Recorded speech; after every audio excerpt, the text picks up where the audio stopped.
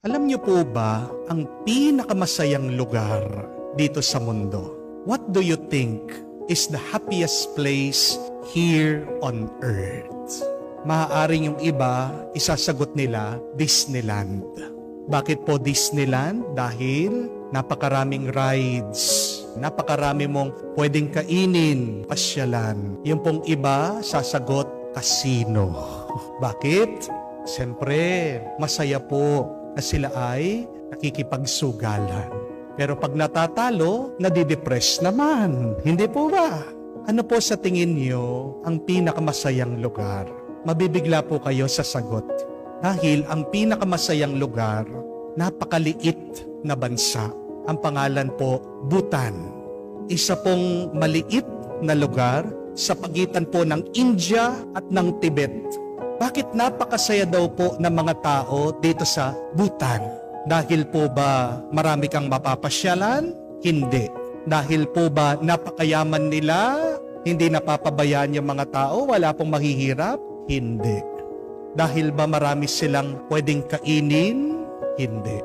Isang dahilan daw po, bakit ang mga Bhutanese, sila mga pinakamasayang tao sa buong mundo, ito ay dahil palagi nilang iniisip na bukas mamamatay na sila. The Bhutanese always reflect about death 5 times a day. At napakalaki po ng epekto nito sa kanila. Oo nga naman, kung maiisip mo bukas mamamatay ka na, di ba? Susulitin mo na yung araw mo ngayon. Hindi mo pag-aaksayahan ang oras mo sa mga walang kakwenta-kwentang bagay ngayon. Maganda din po itanong yon sa atin. Kung kayo, kung tayo, sasabihan tayo ng doktor na bukas huling araw mo na, ano kaya ang gagawin mo sa iyong huling araw? Di ba? Gagawin mo ang lahat na makakapagpasaya sa iyo. Kakainin mo yung gusto mong kainin, pupuntahan mo yung gusto mong puntahan, bibisitahin mo yung iyong mga kamag-anak at kaibigan, maaari yung iba pa nga hihingi ng tawad dun sa mga taong nasaktan nila. Sigurado yung mga iba pupunta ng confession. Sigurado yung iba magsisimba pa yan, hihingi ng tawad sa Diyos. Sigurado, bago man dumating yung oras na sila ay pumanaw, gagawin nila yung isang bagay na talagang gustong-gusto nila, mahal na mahal nilang ginagawa. They will definitely do what would make them happy. They will do what they love. Sasayangin mo ba ang iyong huling oras sa mga negatibo, masasamang bagay?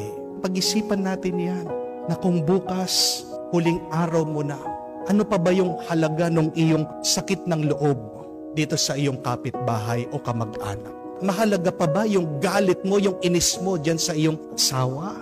Mahalaga pa ba yung mga utang, yung inyong mga pangamba at takot? Di ba? Wala nang halaga yan dahil napakasayang ng oras at ng panahon. Tandaan natin yung salita, ang turo ni Kristo, may katotohanan. Nang sino mang tao na nililigtas niya yung kanyang buhay, mawawala ito. Pero ang sino man na niyayakap niya, tinatanggap niya ang kamatayan, siya'y mabubuhay magpasawalang hanggan. If you keep on saving your life, you will end up losing it.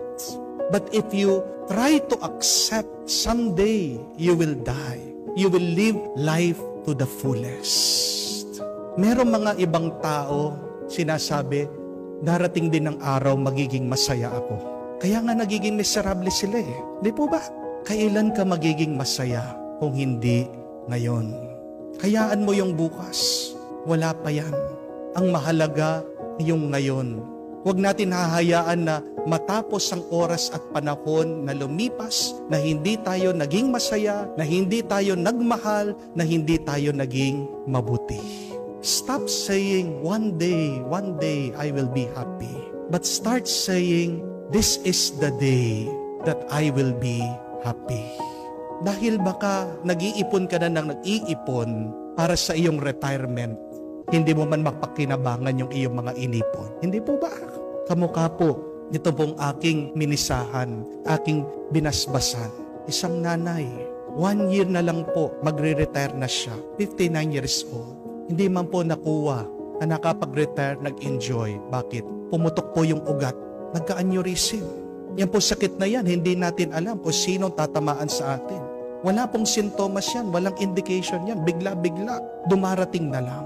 Kaya nga, kailangan natin tanggapin, wag iwasan ang kamatayan. Normal ang katapusan ng ating buhay. Pero ang hindi normal ay yung binigyan ka ng buhay ng Diyos, pero hindi ka nabubuhay na masaya at ng mabuti. Dapat tayong mga Katoliko, dapat tayo po mga Kristiyano, tayong pinakamasayang tao. Bakit po? Kasi kailangan natin unawain at matandaan na si Kristo ang ating Panginoon, namatay na para sa atin. Bakit tayo nag-aalala sa buhay kung ang Diyos na nagsakripisyo na para sa atin? Huwag natin sasayangin ang sakripisyo ng Diyos. Kung ano man ang iyong pangamba sa bukas, nandyan na ang Diyos na una. May grasya na naghihintay sa iyo para bukas. Do not try to save your life. It is impossible to save ourselves. Amen? It is the job of God to save us. And God has already done it. Ginawa na nga ng Diyos noon eh. At gagawin pa rin ng Diyos kung kailangan mo. Amen? Kaya nga, itong isang santo na inaalala po natin, si San Lorenzo, nasasabi natin na isa po siyang masayang santo. He's one of the happiest saints. Bakit? Isipin niyo po ito. Nung pinarusahan siya ng emperador, siya po ay sinunog ng buhay. Nakuha pa pong makapagbiro. Kasi po ang parusa sa kanya, binarbecue siya na buhay eh. Nasusunog na po yung likod niya. Aba, sinabihan pa yung mga nagtotorture sa kanya, ibaliktad niyo na ako, overcook na ako. Bakit kaya pang magbiro nitong santong ito? Kasi naniniwala siya na pagkatapos ng kanyang buhay dito sa mundo, may isa pang buhay na naghihintay sa kanya na hinanda ng Panginoon, hinanda ni Kristo. Hindi po nakakatakot ang kamatayan. Alam niyo po kung anong mas nakakatakot? Yung nabuhay ka na hindi ka naging masaya. Yung mas nakakatakot at nakakalungkot ay yung nabuhay ka na hindi ka naging mabuti at hindi ka nagmahal sa iba. Amen? Huwag nating katakutan ang kamatayan. Huwag tayong mangamba sa bukas. Ang katakutan natin, ang maging pangamba natin, ay yung sinayang natin ang ating oras, ang ating araw sa walang kakwenta-kwentang bagay, sa mga masasamang at walang katuturan na karanasan. Kaya nga, yan po yung ating ipagdasal. Tulungan tayo ng Diyos. Gabayan tayo palagi ng Diyos. Tanggapin na darating at darating ang katapusan. Pero bago yon, sana tulungan tayo to make the most out of this life. How can you live to the fullest? You live to the fullest by being happy, by loving, and by being faithful to God. Anong ikinatatakot mo? Kung alam mo sa buhay na ito, naging masaya ka, nagmahal ka, at naging tapat ka sa Diyos. Di ba wala ka ng pangamba? Siguradong matatakot ka at mangangamba ka.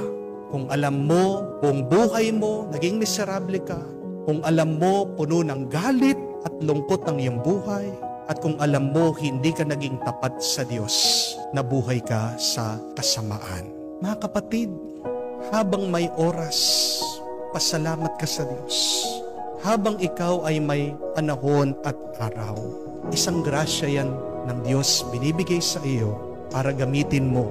Mabuhay ka ng lubos, magmahal ka ng ubos, maging tapat ka sa Kanya.